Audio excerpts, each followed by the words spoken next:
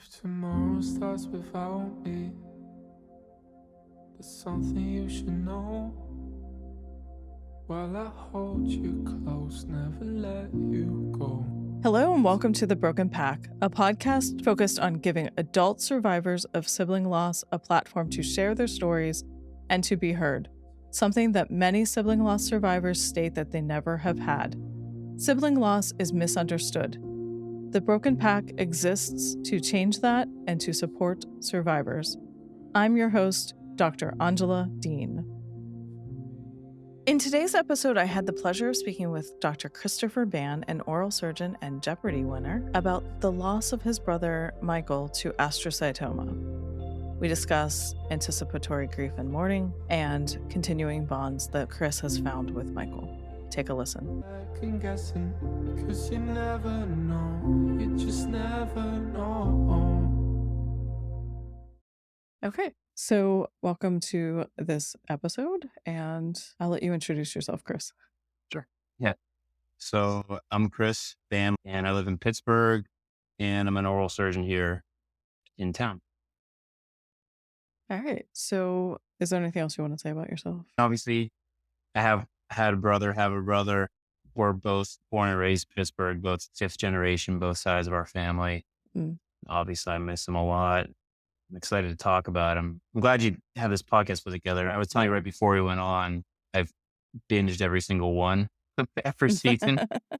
And every single person, first of all, I think we really honored their brother or their sisters. And it's, as I'm probably about to find out, not too easy to come on here and talk about some of these things, but every single one, including yours, someone said something. I said, that is exactly how I have felt at one point or another during the whole, thing before he passed and then since he passed. Well, thank you for that feedback. Yeah. It's nice to know when putting these things out in the world that they are helpful. It's very soothing. As weird as it sounds, hear someone else break down a little bit and sometimes cuss it out a little bit. I think a couple of people have. It's like, it's really therapeutic and soothing just to hear that and comforting. So, yeah. Well, thank you. Mm-hmm. So before we talk about losing Michael, what do you want our listeners and the world to know about him? He was exceptional. Before he got sick, even after, pretty much could do anything he tried and set out to do. Some raw talent, and he passed from a brain tumor, which we'll get into. And that slowly takes away all of your faculties. It's sort of like, I described it was like a dimmer switch on one of the people you love most in the world, just slowly being turned down. He loses a little bit every week. But before that, he was an attorney. He was a supremely gifted athlete. He was a Division I rower in Georgetown. And he wasn't perfect. Nobody is, but he also had a really tender heart. And he was an artist, I think, at heart too, and a musician. Probably a lot of, maybe his friends and some of my family didn't even know that, but he was a really, not just gifted musician, but also it spoke to him in a way that I think speaks to artists. Mm-hmm. It sounds like he was a very positive person. Do you want to say more about your relationship with him? Sure, yeah. Gosh, he's like my first friend. I remember the day he was born, the oldest picture we have of us is he was probably not even a day old. I'm holding him in my lap. I was about just shy of 3 years old. And, when you're growing up, it's like the sun and the moon and your brother, like he's just there every day. And I've said to talking to my mom last week, I said, one of the things that bothers me is I don't have a lot of very specific like memories in narrative form that I can remember from while we were growing up. I remember, I know we played in the snow. I know we went to Kennywood, which for those of you not from Pittsburgh is the greatest amusement park in the world. And she told me he was just always there. So it wouldn't have stuck out. He was just there with you all the time. And so he was. When I went away to college, he was still in high school and he had just started, he was a freshman when I left. And when I came back in college, he had sort of kind of become a man. I mean, he was 17, 18 years old. I'd come back from a year abroad and he was just this really confident high school student who just graduated high up in his class and had wanted national and a couple of Midwest titles in rowing. He went into rowing because I was on a team, which I was his significantly less cool older brother, which he never let me know. I knew I was not as cool as him, but he never made me feel that, which was, but he was super positive, always optimistic. When he was 2 years old, he actually got meningitis and almost died then. And I remember that's a specific memory. I was probably 8. And I don't know why it was just a real sensitive kid or something, but I got real worked up one night. I went in his room while I was sleeping. He said, "What is wrong?" He was like, he must have been 5 years old. I said, "You almost died." He was, "Yeah, I didn't." And it was the middle of the night. He spent his time cheering me up. But we really reconnected when I finished my surgery training. Well, when I went to dental school, he was in DC, I was in Boston, and I went down and visited him a bunch of times. And as adults, we really, not that we weren't close growing up, but we really saw eye to eye more. We were more peers. Because when you have a little brother and he's 3 years younger than you, you're in different stages of life at every point from like kindergarten through 12th grade, just because there's so much change that happens in your life growing up. But when we were both adults, we really got close the last, I'd say 10 years or so of his life. My best friend at that point. When I moved back to Pittsburgh the last 6 years, we hung out a lot. It's interesting about the meningitis. So you had this memory of his fragility even then. I wonder how that carried through for you. I guess it never really stuck with me that, hey, he's fragile in any way. I think my mom always felt that way. And my grandmother passed away when my brother was 11 days old. And my mom always had this residual feeling that, she wasn't able to give him enough attention the first 5 or 6 months he was alive because of the grieving there. And so to him, he was always like a fragile kid, but he was just bigger than me, stronger than me. You said party cooler harder than when he was in college than I ever considered. Yeah, to me, he wasn't ever fragile. He got away with everything too, but the younger brother always does. Okay. I can't speak Yeah. to that. So do you want to shift into the story of loss? Yeah, sure. We can do that. Let's see. It was 2018, which we're recording this now. That was about a little over 5 years ago, 5.5 years ago or so. And he was coming home from work and he couldn't read his cell phone. He was reading ESPN or something on his cell phone and the words stopped making sense. So he called his friend and basically went straight to his house and they called my dad and they thought, oh, he's having a stroke. And my dad said, get him to hospital right away. So his friend rushed him, ran every red light to Allegheny General Hospital here in town. I was out of town. I was actually with my now wife. She was my girlfriend at the time. And we were in Mexico and I got a phone call and my dad's not really good at hiding stuff. He was trying to emotionally not tell me, hey, something's wrong. You might want to come home. So I figured it out that they'd found a tumor in his brain. So he had a biopsy. I was in Mexico for maybe 48 hours and I had to navigate, get an emergency flight home, not really know what was going on. So I came back and he was diagnosed with astrocytoma, which is a stage 3 out of 4 brain cancer. And he was given, I think, 6 months or so. And he survived just under 4.5 years. So it was a long haul. He did radiation, he did chemo. Our family, everything just changes as soon as you get that diagnosis. And I knew he was not going to survive, like where we're going to be 90 years old, rocking chairs on the porch. I just knew. And so that's a long time to get ready. So we were pretty purposeful for those 4 years in the sense that, we never really said openly, hey, and I kind of regret this. I never said, are you scared? Are you ready to go? Do you know? And he had his own ways of telling that, which we can get into. But yeah, it was 4 really tough years. He was able to work at first, then he wasn't, then he was again. He was, like I said, a great athlete. And then for a little bit, he couldn't even walk. And then he was able to walk again after his surgery where they removed part of the tumor. So that was hard. My mom, so we're pretty close. It's my mom and my dad and I and my brother. And she knows, she's like, you're taking his illness extremely hard. And it did affect him. He was a phenomenal athlete. And to see him not even be able to run, not to be able to walk without help. And the last year in particular is pretty rough because the last few months he couldn't even talk actually. But the time was very purposeful. My wife and I had a baby. It was didn't arrive till after he passed, but he was the first person I was able to tell. So I took him out to lunch. I still have the receipt in my email because it's all digital now.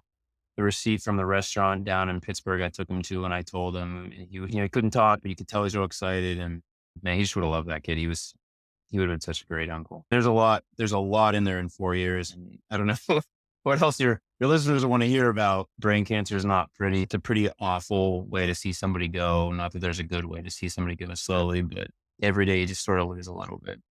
I remember him telling me, we were at lunch in Baltimore. I took him down to Hopkins to see if he could get an experimental treatment. I remember feeling at one point when it didn't occur to me until I took him down there. There was like, oh, no one will say this to us, but he's dying. And they don't have anything else to do.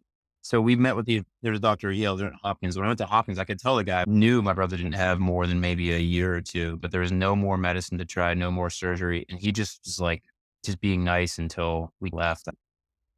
But we went to lunch in Baltimore, which is what I was going to tell you. And he basically gave me the idea that he'd ever be able to have a kid.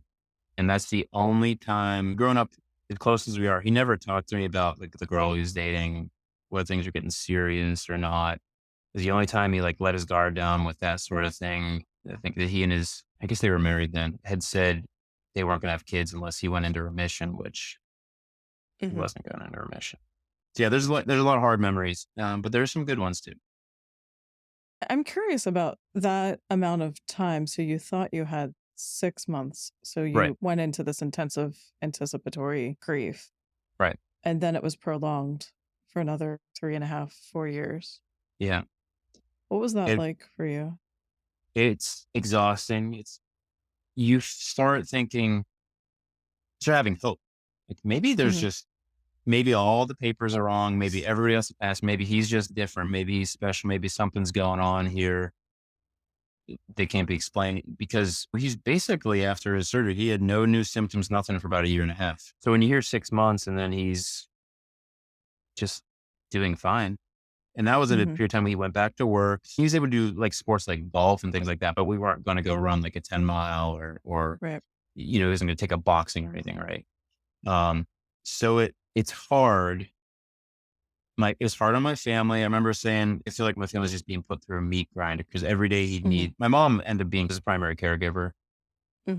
And it was like every day was a little bit of drama. And then you get good medical news, get bad medical news. And it just becomes, the whole family just shuts down and lives every day with his test results and his treatments. And I started taking one day off every week to be with him. That was my day to take him to his physical therapy or his radiation. So at the end of it, looking back, I was emotionally just boxed up because I didn't want to add to the drama with what was going on with my family, and also exhausted. I feel guilty about this at the time, but when he passed, it was like there was a little bit of relief because I just didn't know. Every day is like, how can we do this for one more day? How can we hold this together? That was a really long answer to your question, but yeah, it was not easy. And it was emotionally exhausting. And I tried to be the steadying force in my family. And that was another role I played, and that was hard too. And I had to work. We'd go in practice. I had to build a practice and start to support my small growing family. And so all that, there's a lot more pressure at the time that I think I was willing to admit I was under. I still never till the end considered that he would actually die, even though I knew he would. I was so shocked. It hit me. Thank you for putting words to that relief, because I think sometimes people feel guilty for, you alluded to, you said you felt guilt. And I think we, as a society, feel like there are certain ways that we should feel. Yeah. And there's no way that you should feel. It sounds like, too, that he suffered so long that it would be natural to have some relief in his suffering ending. Right. And I think it is an interesting idea that you had mentioned, too, compared to a lot of the other guests or even myself. Like, I had no idea, right? But you had to get used to this idea that your brother, who was there the whole time, was not going to be in the rest of your life. Right. Where are you with that now? It sneaks up on me. Generally, I can go about my day without it derailing me, but it'll sneak up on me when I'm thinking about, we have a baby now, he's 10 months old, and he'll never get to know Michael in the way I knew him, I guess, is the best way to put it. It sucks because his first birthday is coming up. Mike won't be, he was such a great uncle. So through my kid, who oddly enough has been like probably the best thing that could have happened in general. Yes. But like my mom and dad, that kid, that kid saved my mom when he was born. So it's hard in that regard. I still have in a relationship with him, which I'm learning what that means now that he's passed. And I go through times where I feel like he's there with me. I feel close with him, even though he's passed. And sometimes for a few days or even sometimes a couple weeks at a time, I just won't feel that closeness. Holiday, his birthday's on Monday. Today's being Friday for, depending on people are listening to this. And I'm working that day. And I started working. I worked to work 3 days after his funeral. His funeral was on a Saturday and I was working on a Tuesday because it was Memorial Day, I think was the Monday. So I just went back to work. And those days that I'd taken off that I was supposed to, Wednesdays were my day with him. I scheduled every Wednesday that summer. I resented having to go to work while he was alive. And then after he passed, I needed it. So I guess I'm okay in the sense that like I can go about my life. I can be a husband. I can be a father. I can be a son to my parents because I feel that's probably my most important role, I would say, after he passed, especially for the first half year. I actually carve out time to be sad. In particular, Friday mornings, my day driving into work, I have about a half-hour commute, and I have a whole playlist of all his Spotify songs to listen to, and a bunch of songs that are meaningful to us. And that's when I let myself listen to that playlist. Usually by the time I get to work, I'm a little bit of a mess. I pull it together before I walk in the door and start seeing patients. And so today was Friday. So I did that today. Are there particular songs that you stay more connected to all of the time, or how does that work for you? Yeah, there's a few stories behind some of the songs. When I was in college, I was having like a rough adjustment period to it. I think I was homesick or something. And my mom was telling me a story. This is obviously years ago. So I'm a piano player and I played at my grandpa's funeral. He passed 20 some years ago. And she was talking about such up or something. Or I said, I missed Michael at that point. She said, when your brother, I asked him if he passed away ever, what he'd want you to play at his funeral. And he said, Rocket Man. So fast forward 20 years and that happens. And a few weeks before he passed, he couldn't talk. And the way the tumor works in the brain, he really couldn't text either. But he sent a message to my mom with my name and then that little rocket emoji. She goes, what is this? And I said, I know exactly what that is. So I texted him. I said, you want Rocket Man, right? At the funeral. I said, yes. So I did. So that's a hard one to listen to for me. But there's a lot of, he was a bassist. He played classical music and we listened to a lot of Beethoven together. We went to a bunch of symphony concerts with Beethoven. So I listened to a lot of the stuff that we saw, basically symphonies and piano concertos and stuff. But yeah, Rocket Man, actually there's nothing not that I came with the points of things I wanted to say, but one of the things that is very hard is he had so many close, like really nice, funny friends. And sometimes it felt to me like he's been gone now for a year and a half. I feel, do they forget him? Like I never hear anything from them. Not that we were friends, but we have this charity fund at this charity that we're doing. And at first trying to get them to donate or participate. I was like, man, they don't even respond. They're saying, okay, I'll think about it or whatever. I mean, you guys like forget about him? So my parents went to a wedding that they were invited to by one of his friends. And that's all they were talking about was him. And all they were talking about was when Rocket Man comes on the radio, they all lose it because they were all at the funeral. So then the Jeopardy thing, which we can talk about it. That was probably the biggest thing that's happened since he passed away. I'd love to hear this story. Go ahead. Yeah, I was on Jeopardy. I went through the tryouts or whatever. My wife and I would watch it and she said, why don't you just try out because you're yelling out the answers. So I went on the show. And around about the same time, our high school has decided to build this boathouse and we were both on the rowing team, like I might have said earlier. And I said, man, that's got to be named after. We have to get this named after. I was thinking to myself. So I was going on the show and they do this interview thing on the show. If you watch Jeopardy, like tell a story about yourself for about, keep to 3 sentences. Don't go on and on forever. They asked, what do you want to do with the money? That was my question. What do you want to do with the money? I said, my brother Michael passed away and our high school is building a boathouse and I'd like to see if we can get it named after him. And I'll donate all the money I win on the show to the boathouse to get it named after him. So at that point I was like negative $1,000 on the show. I was like way, way, way in last place. So like we'll get a little bit of I don't know, people see the show and maybe people want to donate for this because I'm obviously not coming in with any money. On the second half of the game, I ended up coming back, and then the final Jeopardy answer was the answer to the question was Rudyard Kipling, like The Jungle. Mm-hmm. And when he had been sick, we watched The Jungle with Mary Grump. We watched this Ricky Tikki Tavi cartoon. Yeah. And he said, when he got sick, I want to get a picture commissioned from my apartment, someone to draw it or something, of a mongoose killing a snake. Cause that's me. I'm the mongoose. I'm going to kill this snake, which is the tumor to him. So I ended up getting that picture. He hung it in his bathroom every day as he brushed his teeth. He saw it. And now I have it in my bathroom. Anyway, so fast forward, I finally come back. I'm like tied up in Final Jeopardy, everything, and I was the only one that got the right answer. Happened to be The Jungle Book was the Wow. answer. That was the craziest. I don't know what people believe out there, and I don't want to put my own beliefs out there too much, but I mean, I feel like he had a big hand in that moment. That was the closest I've had him feel to me. Maybe with the exception of one other 2 times in the year since he passed.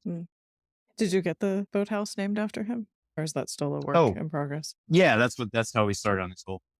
So it's the fundraiser. There's having one for his birthday. They're having a fundraising dinner, and now his friends, a lot of them are coming. A lot of them saw that show. They were talking about the episode or whatever. So we've raised a pretty good amount of money. They're going to break ground hopefully next year. But yeah, the high school actually approached me and my parents because I kept asking them about, hey, can we name this after my brother? And they were like, we decided before you even talked to us to do it. We're going to surprise you at this fundraising dinner we're doing. Oh.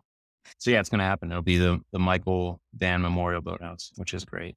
And I assume you'll go to the opening. Oh yeah. Do you still I can't row? wait. No, but I'm going to. They're doing this alumni race, and all these guys I rowed with 22 years ago, which is the last time we were on a boat together.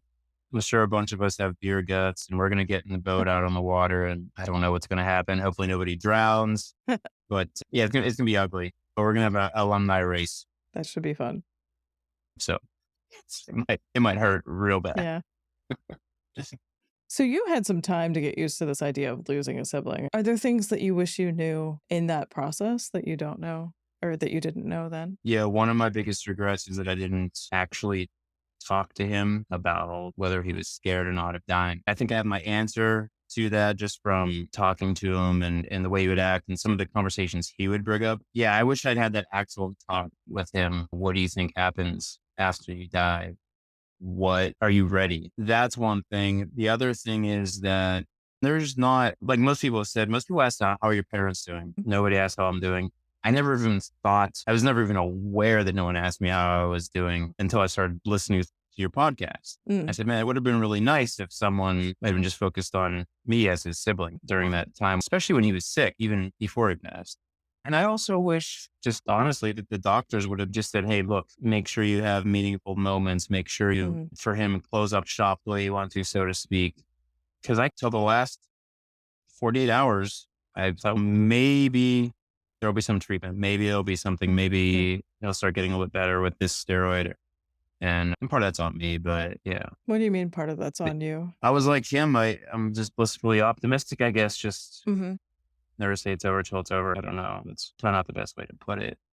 It's interesting to me that you as a medical professional, I think it highlights just how, we can't necessarily be objective in our own lives when we're in the helping profession. It's true. It's changed the way that I talk with my patients about things. What I do, it's generally not matters of life and death and terminal illness, but it has changed the way that I present possible complications and I'm very realistic about prognosis. But when I say it's on me, I read every paper I could find on anaplastic astrocytoma, prognosis, resection margins, et cetera, et cetera. And then he started doing experimental treatment, which obviously isn't published yet. So I think that's where I hung I know that all this says, this literature from 8 to 12 years ago, that he's not going to make it. I just had hope. I had hope. And every day that passed, even when things would happen, I still preserved it against my better judgment. But you don't want to be doom and gloom with him. There are conversations I probably avoided with him because I was just roads I didn't want to take him down in conversation. Maybe there's things I didn't want to hear. When he was a few months away from passing, he started asking me on a car ride we were taking. He said, hey, what do you want? What of my stuff do you want? And I said, what do you mean? I just want you to be around. I don't want any of your stuff. And the thrust of the conversation is he wanted to give me his nice watch he had. It was like his favorite possession. And I got real upset. Like, why are you saying this? And what I wish I had done instead was say, anything you want me to have, I'll be honored. Like, so I think she knew that I just wasn't ready to have that conversation at that point. I don't think he was upset. And I have his watch. I think he was getting ready, and I just wasn't ready to admit it myself. Well, how could you, right? Like, he was there most of your life, and he kept beating the odds for a period of time. And I remember thinking, in these words even, I knew I was being dramatic in my own head. I told my wife, I feel like the world is ending. Like, nothing can go on after this. As we get down to the last few minutes with him, whenever that happens, I was terrified of that world after him. And it really was just like a bomb went off in our family afterwards, not in the sense that there's all this collateral damage and that we weren't a family unit, because we were, but it was just quiet. It was like a mute over every conversation I had with my parents. We don't, it's not that we don't talk about it, but we only bring it up when we're at our weakest moments. It's tough. But yeah, it was a big quieting effect on our family dynamic, I guess. Well, that makes sense, because the way you described everyone changed the family dynamic when he had the diagnosis. Yeah. And everything had to revolve around making sure his care was provided. Right. For so long that when that was not there, how could you not feel that quietness? Plus his absence, right? Yeah. Yeah. Did your fear around that time match up with what happened? There's my dread of what it was going to be like after he passed. No. And that was hard in and of itself, because it's like hard to see the world keep turning when it seems like for you, it just stood still. It's hard. And other people have their lives and things. I wasn't expecting the actual whole world to come to a stop, but no, it wasn't as bad as I thought it was going to be. And I feel bad that it's not that bad. I have guilt about that. Like, some of your other people that you've interviewed, they've had some really hard times. And I'm not saying I didn't have those, but I felt myself listening to some of these people that lost a sibling and they're shut down for a while. And I honestly felt like, why wasn't I like that? Why am I able to wake up, take care of things I need to take care of? What is wrong with me? Well, it sounds like you threw yourself into work as a distraction. Yeah. And that your shutting down happened before he died. Yeah, I think you're right. I remember when he passed, the last 36 hours, he was essentially in a coma at my parents' house. I was the one. People were asking, like, what would he want in this moment? Would he want to have whatever, this medical intervention done, this, that, or the other? And then when he's having trouble breathing in the last few hours, I was supporting his airway, like not losing it, not getting upset. Just, I don't think I have to see this through the right way. So, I don't know, posterity or something. And it's not a fun place to revisit, not just because it was him passing, but about myself. And I don't know. I don't know why in those moments I was able to stand up straight. I think if you can have compassion for yourself to see that it goes up and down throughout time, like you're still very early in grief, that some days you're going to be able to stand and some days it'll knock you over. I don't know if you found that to be true. Yeah. I'm sure on Monday, when his birthday, when I get home from work, usually the baby's being put to bed. The day's kind of wrapping up around the house and it's quiet. And I'll probably go on a walk, and then I'll probably be on a walk for an hour or two, and that won't be okay in that time. And then by the time I get back to the house, I'll be right back at it. I don't know. You tell me, are people, I don't know if it's compartmentalization or what. I'm sure everyone's different that way. It's odd because I wish I wasn't able to do that, but I do. I just set aside the times to bottom out. No, I think sometimes the grief is present in front of us. And I mean, it's never not present. But it might be in the background and it's going to come back and forth. And so you learn to live with it. And so I hear that's what you're saying is, if I take this walk, I can be present with my grief, and then I have to be present for my son and my wife. And so, of course, the grief is still there, but it's how you're interacting with people that changes. Yeah. And I look forward to, I guess it's weird, but just is like the grief time, like my Friday mornings, my nighttime walks, because that's my time to, I don't know, show him, man, I'm thinking about you. Like, I care. And you can't do it 24 hours a day. with that kind of energy, but how I can. So that's how I manage. I wanted to say one other thing that you were asking what I wish I'd known. Mm-hmm. I wish I'd known how wrong it is when people think you should be able to get over it. Mm-hmm. I was most recently, it's stupid. It was a movie review I was listening to of a movie called Rachel Getting Married. I don't know. I have not heard of that. Doesn't matter. But their little brother in that movie had passed away before the movie starts, before the plot of the movie. And the movie review was like, these people just can't get over it. Like, they're not ever going to be able to get over it. You're not. Right. Yeah, I'm not going to get over it. If I live to 100, that's another 60 years. I'm not going to get over this. I don't expect to. Mm-hmm. But I think if you haven't had that kind of loss, and obviously when you're doing a movie review, it's not actually a person, but that's a prevailing belief. I think that you should just be able to get over it as a sibling, and I'm not going to. Right. I'm not planning on it. Well, this is supposed to be the longest relationship of our lives. Yeah. And so right now you have to live more of your life, hopefully, than you had with him. And I don't mean hopefully as in that happens, but it's just the fact of the matter that hopefully you live to a long age. Yeah. I'm not dreading those years without him in the way I was the first, I think, year out. I'm starting to, probably because of the baby. I wasn't depressed, but I also had this prevailing sense there's really nothing to look forward to. Mm-hmm. My parents are going to pass away at some point. I'm going to be the only one. We have a pretty small family. Most of the other people in my extended family have moved away to different cities, and it's going to be just me.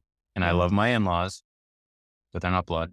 Right. You didn't grow up with them. Yeah, exactly. So I'm starting to look forward to the years to come more. Mm-hmm. And it wasn't like I was depressed. I just wasn't. I was like, man, I'm gonna see this out, but the next few decades really it sucks. Yeah. Did you find support from people in the time after he died? There's that initial week or two. You almost have this euphoria because after 4.5 years of him slowly passing, you finally, all these people that he'd been talking to, you didn't know, come out of the woodwork, and you have this sort of, it really was at his funeral, like a little bit of a celebration of life, and term was probably overused, but it was. Everyone was sad, but we were all happy to be together, and there were so many stories. I mean, there were probably 1,000 people at his funeral, which for a young person's funeral, maybe that's not that uncommon, but you ride this high, and then it all dies down. And yeah, like I said, it's just quiet. I don't know if I answered your question there. I'm sorry. No, you did. Are there things that you've done that have been helpful? Yes. So I talked a lot. I'm practicing Catholic, and actually my father-in-law is a Greek Orthodox priest. So I have built-in phone a friend for anything.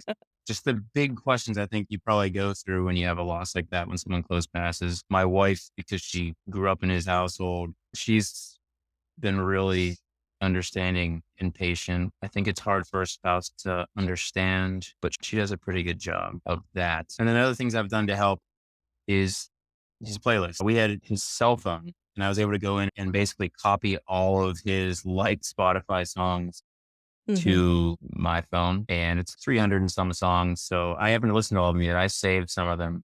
And so that, when I'm listening to music, it's goofy to say, but like he's part of the music. I feel like I'm like tapping into him when I'm listening to some really good music that he likes and some of the stuff we listen to together. So that's very helpful.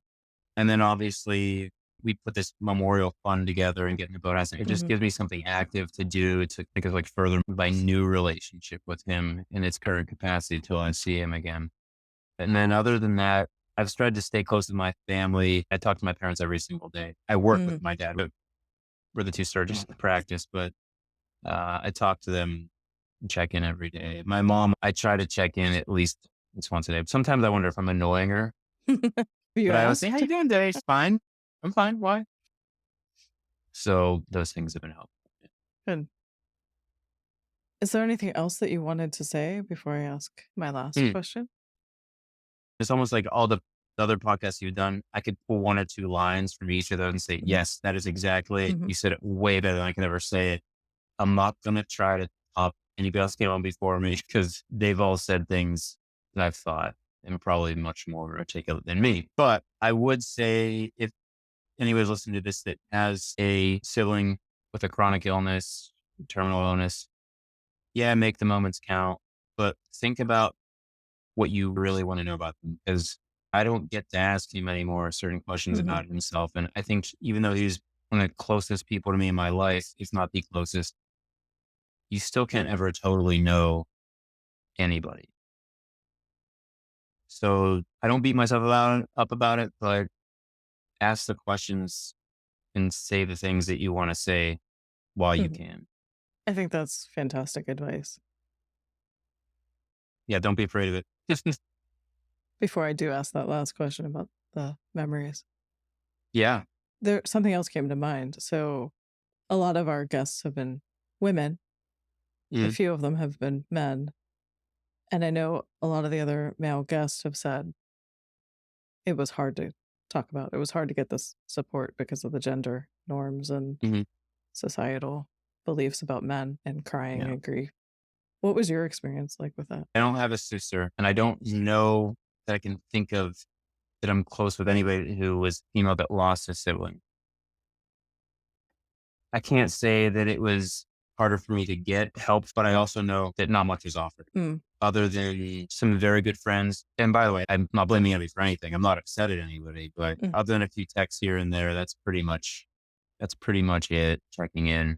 I'm not somebody that is afraid of talking about my feelings. People that I really trust, or even with a psychologist, that's not something that I feel any stigma about. But I also internalized a lot. And maybe I just had that expectation myself. But I would encourage any men or boys, depending on how old they are when their sibling passes, you know when you're really in a tough time, when he was sick and after he passed, you find out who the people are you can talk to. You find out who's in it with you and just talk to those people. And if you're down, try them out. Yeah. Worst cases, they suck. They're not really your friend, So and they just sort of retreat quietly out of your life a little bit. And they take a step back, and then you know who they are too. Right. I guess I could have done that more, but the other issue for me is when you start to talk about it with people, you sort of lose your agency in when it's going to be talked about.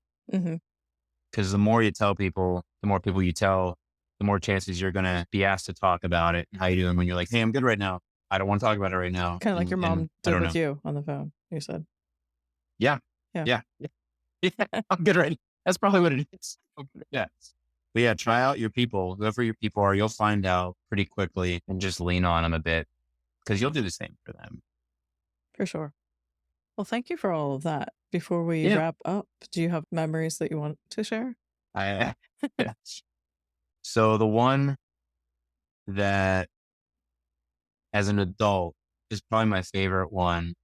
It always pops in my head is we didn't fight a lot growing up, but every once in a while we would, and it would stand out. And it was always about something stupid. I can't remember what any of the fights were about. So this was probably like 2008 or something like that, 2009.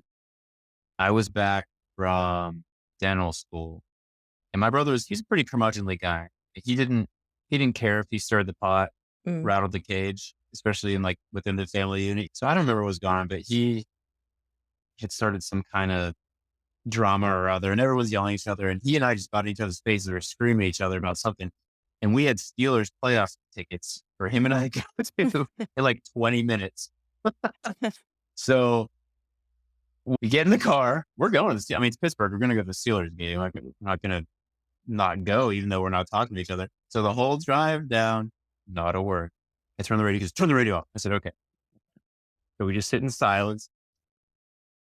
And we park and we go in the stadium, and we're still not talking. And the first quarter goes by, second quarter goes by, it's by halftime. I think I said, do you want to cook? He said, shut up. Okay. Which is him.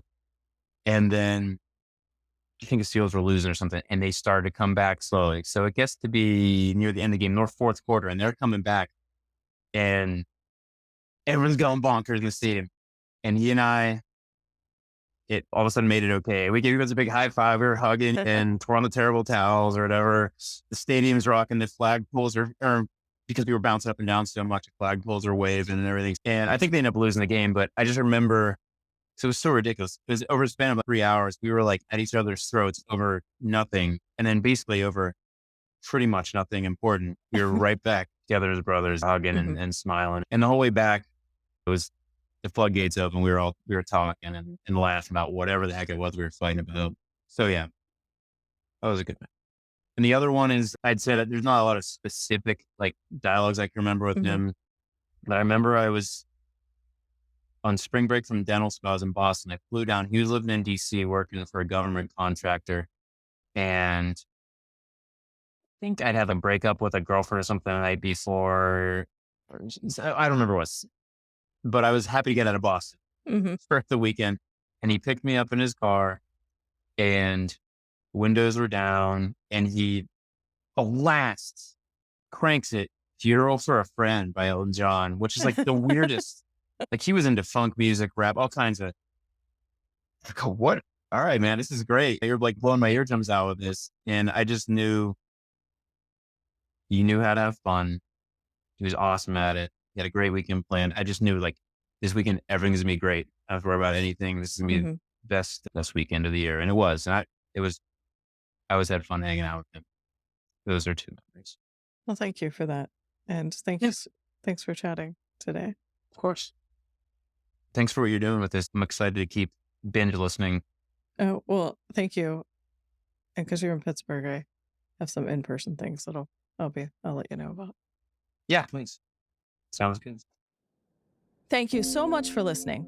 Our theme song was written by Joe Mylward and Brian Dean and was performed by Joe Mylward. If you would like more information on The Broken Pack, go to our website, thebrokenpack.com. Be sure to sign up for our newsletter, Wild Grief, to learn about opportunities and receive exclusive information and grieving tips for subscribers. Information on that, our social media, and on our guests can be found in the show notes wherever you get your podcasts. Please follow, subscribe, and share. Thanks again. You're second guessing, or you never know, you just never know.